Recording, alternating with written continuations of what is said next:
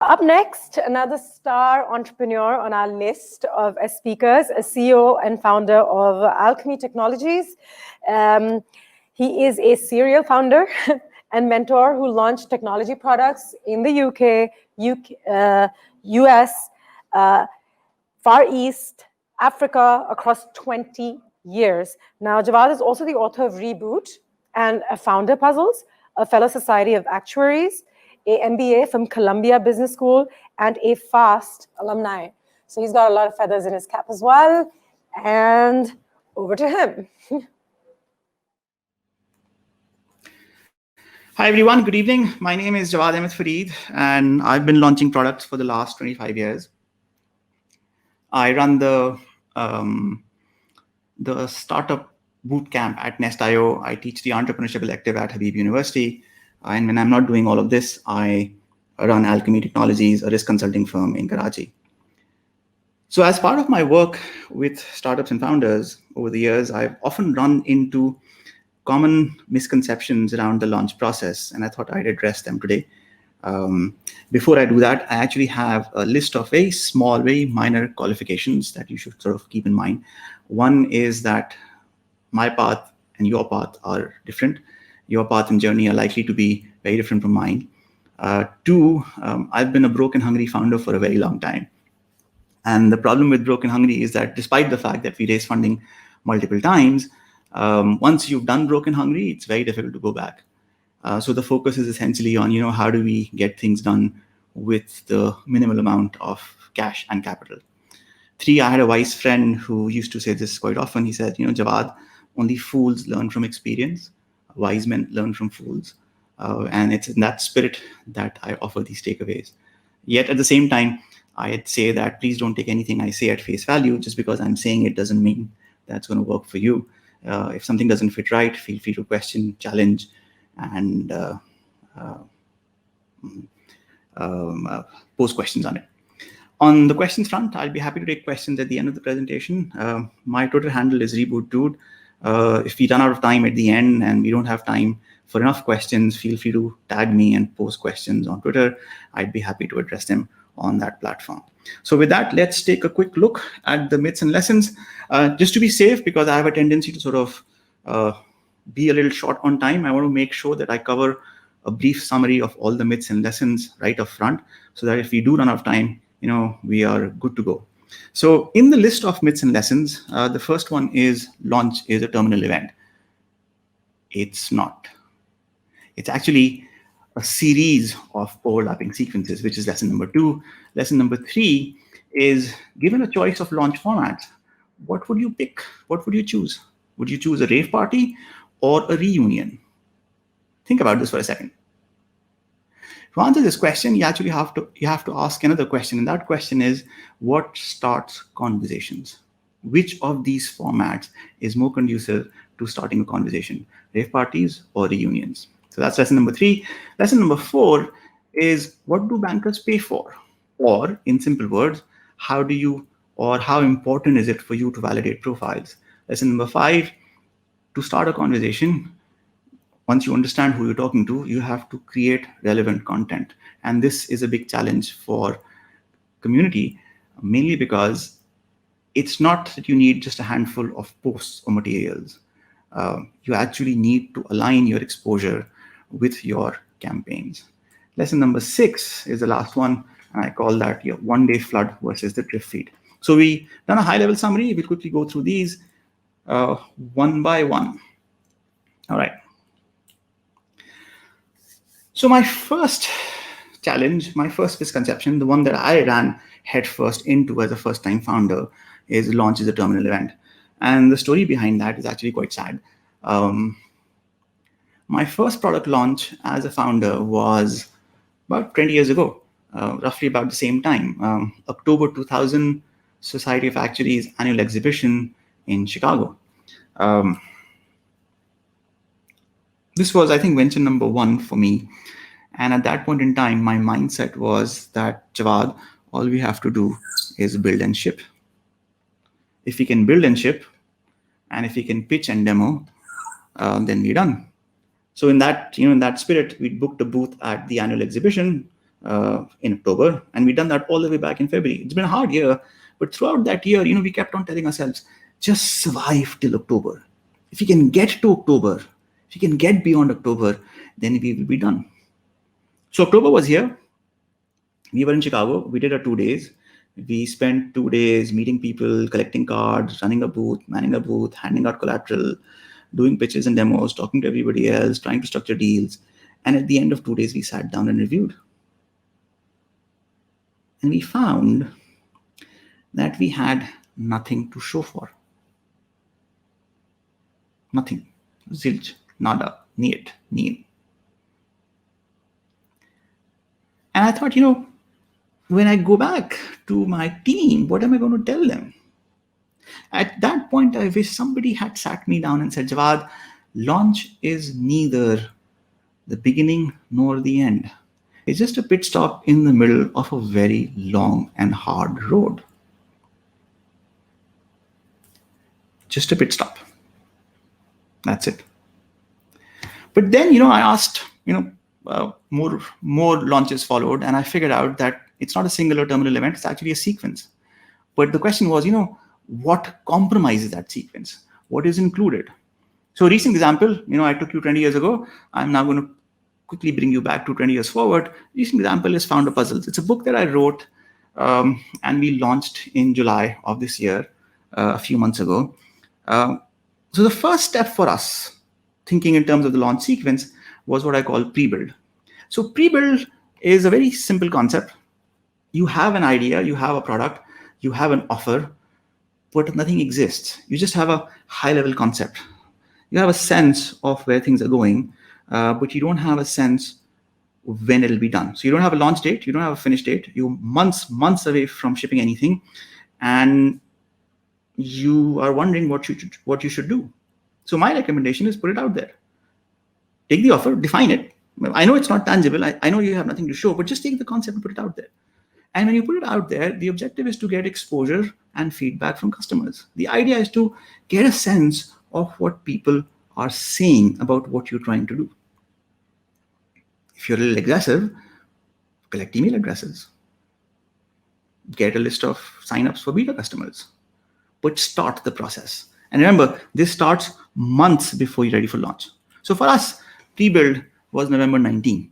Actually, to be fair, the first post we did was 4 years before November 19. Because, when we started thinking about the product, we said, let's put it out there. So we put it out there. We just didn't think it's going to take us 4 years to finish the book. It did. But the official Prebuild process for us started in November 19. So Prebuild is followed by pre-launch. And the difference here is very simple. In Prebuild, you're simply collecting addresses for what we call signups and beta customers. In pre-launch, you're looking for pre-orders. In Prebuild, you are just doing passive promotions. You're not aggressive.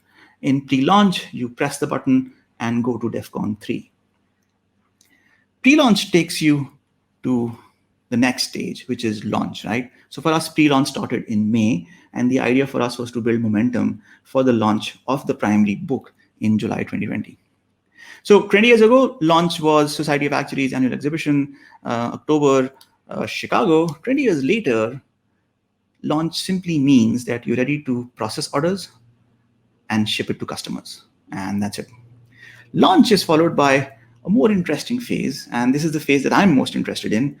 And this is the post-launch phase. The post-launch also has two pieces. The first piece is very simple. The first piece is, you look back, you learn from your lessons, from your mistakes that you've made, you think in terms of what you do differently next time.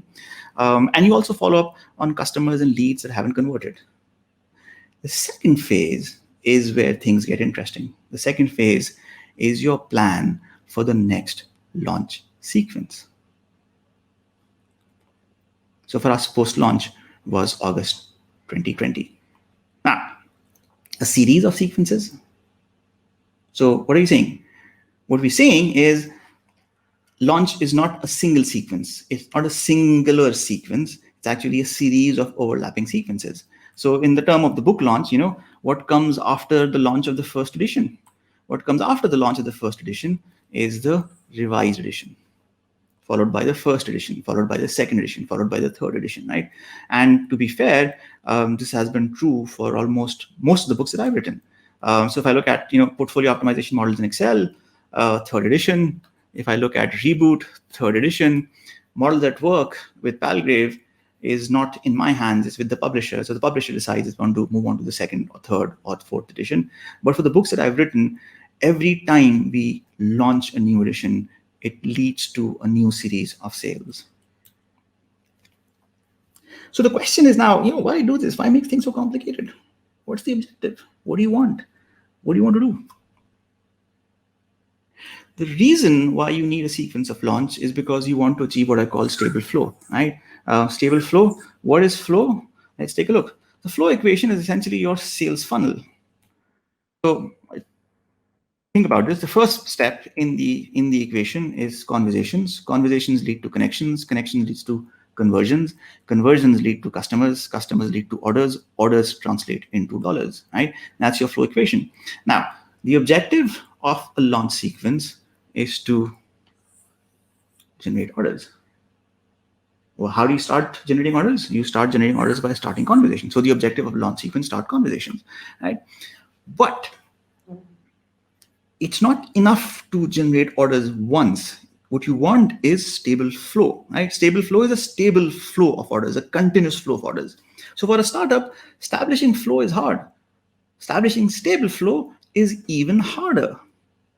It's one of the most difficult things in the world to do. And the concept of launch, in my mind at least, is the series of launch sequence is required for you to hit stable flow. You will stay in this infinite loop of sequence of launches till you hit stable flow, or you run out of funding. And understanding this concept is key to avoid the disappointment that many of us face when a launch does not turn into something that we expected or anticipated. So given a format of launch events, which one would you choose? I'd posed this question earlier and given you a hint.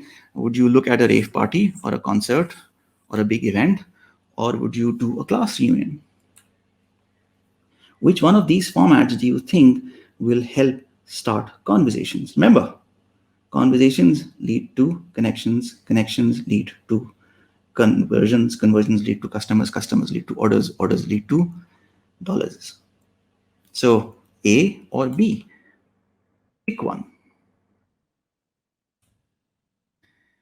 To start a conversation, in my mind, you need to be in an environment where you can get up close and personal with the people you want to talk to, where you have the space, the opportunity, the chance to get a word in.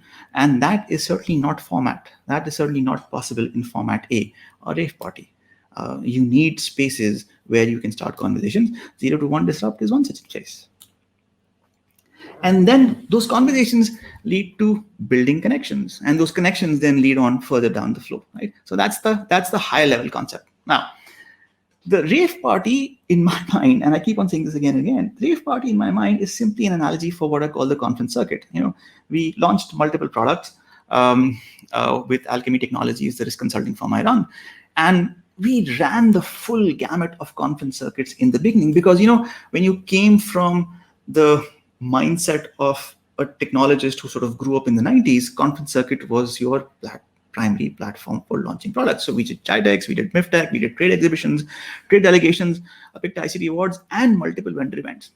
But side by side with that, we also had an alternate path, and that alternate path for us was the training circuit. This was the up close and personal circuit. This was the conversation circuit. This was the rave party. So what was the training circuit? Training circuit was we ran model building workshops for the same model that we're selling in the market. We ran regulatory updates for the same models that were used for those regulatory reporting requirements. And most importantly, we ran field interviews, one-on-one engagement with customers, where we didn't do a sales call. We simply said, we just want to understand, what do you need? What are your requirements? What are your pain points? What are your issues? If you were to do this, how would you go about doing that?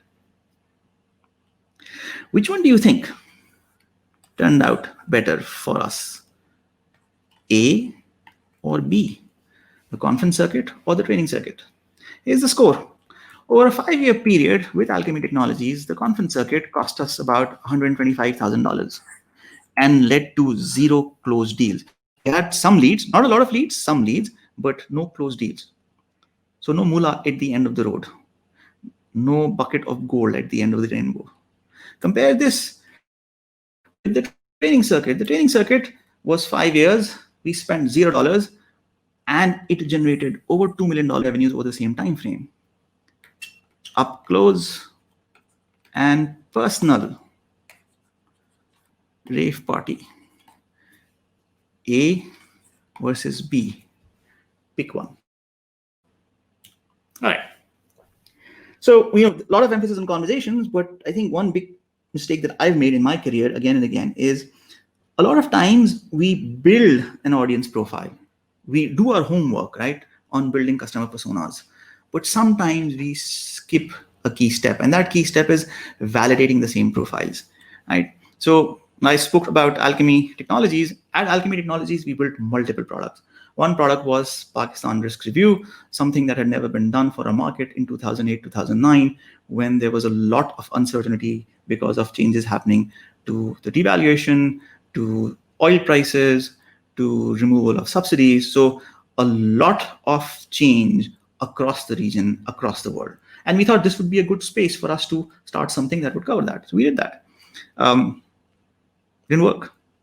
It was a great product, had never been done. We thought it was phenomenal, but didn't fly. Compared to this simpler product that more or less did the same thing in a different way, did a phenomenal amount of revenue. The primary difference between the two, one. The second product, the one that did well, was built on a foundation of field interviews. The first product was something that we just built because we thought it was needed. So don't minimize the importance of field interviews. Second last item is aligning exposure with your launch sequence. And here the key concept is if your launch sequence or your series of overlapping launch sequences are going to run for a period of 6 months, you need enough content to cover those 6 months, right? What is exposure? Exposure is, I've written a book on financial modeling for founders, and I'm showing it here at 021Disrupt. This is exposure, right? What do you want? Do you want a one or done? Do you want a one-day flood? Do you want a lot of exposure around a couple of days? Or do you want to spread it out? Which one's better? Pick one, A or B. So this model, flood of exposure at a given point in time, does not work very well with long launch sequences because you're sort of putting in stuff in the funnel right in the beginning, but there's nothing for later on. Compare this to a slightly different approach where you spread it out over a period of 90 days. That sort of aligns with your launch sequence. So what are the ideas? We do a number of things. Sharing covers as far as the book was concerned. Twitter threads, content and concepts from the book, reviews, primer text, which is essentially text that you use for launching that sort of defines or describes why this product works for a customer use case. All of these are useful ideas when it comes to generating content that you need for your launch sequence. Remember, this is not one day. So a one-day flood does not work here. The last part and the biggest challenge is staying relevant with respect to your customer audience, right? And here the biggest problem is, if you want to make or ask or try to get 70 to 80 Karachiites to run a half marathon in Karachi, where would you start? Where would you go? What would your content look like, right? So yes, this defines the event is there, but how do you convince them? For me, I think this poster, it's from a design point of view, it's a tragedy, it's terrible. But for this poster, the key part that I like is Nachir Malanganu.